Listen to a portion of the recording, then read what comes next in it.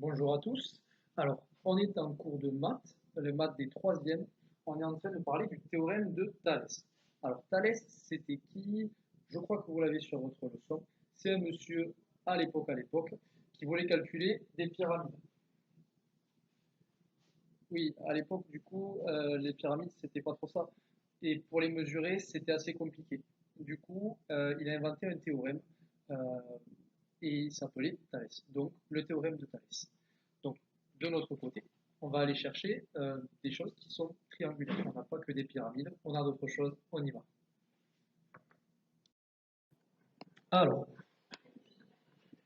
sur quoi est-ce qu'on pourrait faire notre théorème de Thalès? On cherche dans toute la MFR, il n'y a rien du tout. Bien sûr, les choses triangles, ce n'est pas monnaie courante dans les MFR, donc on va le faire sur tableau. C'est parti. Alors, sur le théorème de Thalès, on a un triangle. Bon, je vais en dessiner un joli. En gros, c'est ça. Le théorème de Thalès, on peut l'appliquer sur un triangle comme ça, qui est coupé comme ça, ou alors sur un triangle comme ça. Voilà. C'est un peu la même chose. Imaginez ce triangle, hop, symétriquement, il se déploie, et ça en fait un deuxième. On peut l'appliquer sur ces deux façons. Alors, vous me direz, oui, mais on ne trouve pas ça dans la vie courante, c'est vrai. Donc, on va le faire sur le tableau, et vous le ferez à la maison sur un objet triangulaire.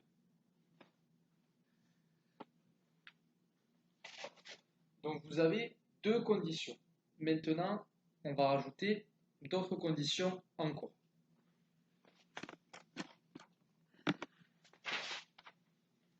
Alors, on va donner des points à ces triangles. On va faire avec le plus facile.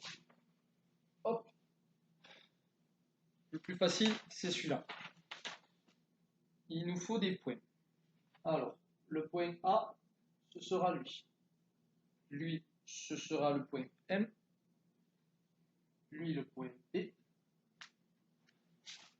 Là, le point C. Ici, le point N. On a un triangle qui s'appelle A, B, C, avec une droite qui le coupe, qui s'appelle MN. Il nous faut donc des conditions pour écrire notre théorème de Thalès. À partir de maintenant, on l'écrit. Donc, qu'est-ce qu'on constate? Que A, M et B sont alignés.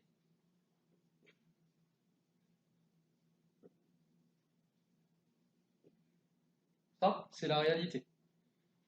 Ensuite, A, N, C sont alignés aussi, du coup.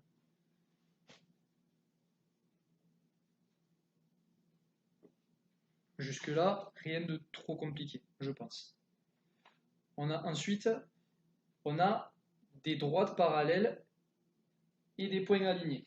Donc il nous faut dire que MN et BC sont parallèles, puisque c'est le cas. Donc, on va l'écrire en langage des maths. En langage des maths, je mets des parenthèses. Pour la droite M, N. Pour symboliser qu'elle est parallèle, je mets deux traits. Et là, on dit qu'elle est parallèle à BC. Voilà. Dernière condition, il faut que ces deux droites se coupent en A. Est-ce que c'est la réalité? On a une droite, une autre.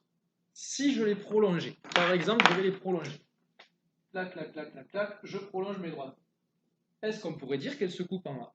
Oui, parce que A, c'est le point de croisement des deux droites. Donc, on peut dire que BM et NC se coupent en A.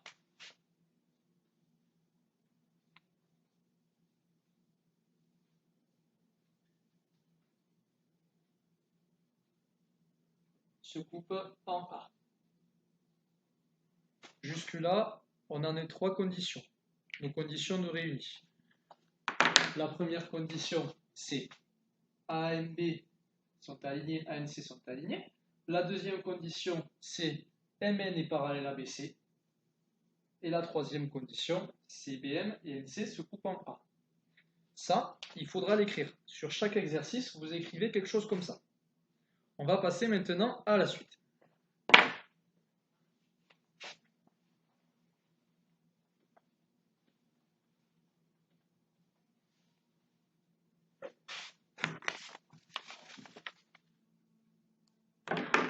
Alors, qu'est-ce qu'on va faire du coup avec ce triangle?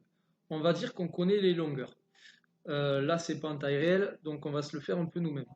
Donc, par exemple, là, on va dire que ça fait 8 cm. Ensuite, on va dire que là, il y a 6. On va dire que là, il y a 8 également. Et nous, on va chercher cette partie-là. On ne connaît pas la dimension du tout. Donc, on va la chercher. Alors, comment on va faire notre calcul, à votre avis? On fait le théorème. Donc, tout simplement, qu'est-ce qu'il nous faut faire? Donc, on va écrire AM sur AB. Donc, AM sur AB, c'est toujours le petit côté sur le grand côté. Donc, petit côté sur grand côté. AM sur AB. On va dire que c'est égal à AN sur AC. Là aussi, c'est pareil. AN sur AC, le petit côté sur le grand côté. Le petit côté sur le grand côté. Et enfin, on va dire que c'est égal à MN sur BC. Le petit, toujours sur le grand, c'est pareil. Le petit sur le grand. Donc, MN sur BC. On a écrit un bout du théorème. Vous inquiétez pas, il y a la suite qui arrive.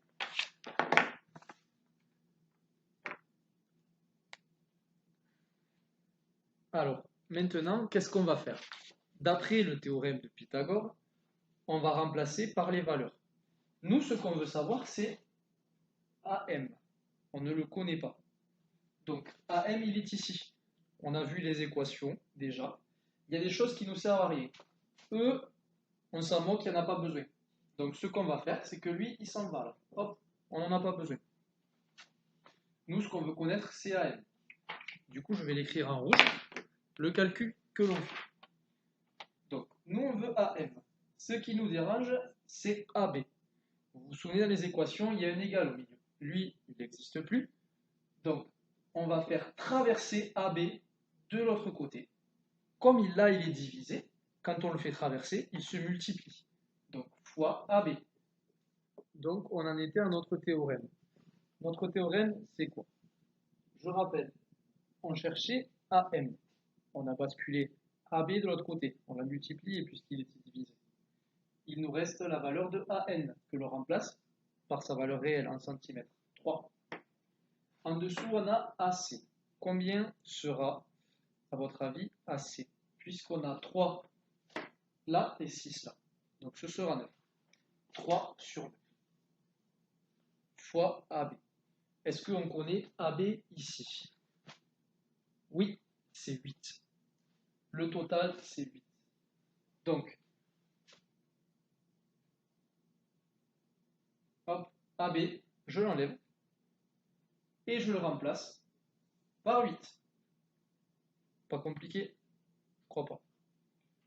Donc, je fais mon calcul. AM égale, il faut que vous fassiez le calcul. 3 divisé par 9, ça fait pas beaucoup. On va le faire ensemble. Alors, on attrape la calculatrice. Ça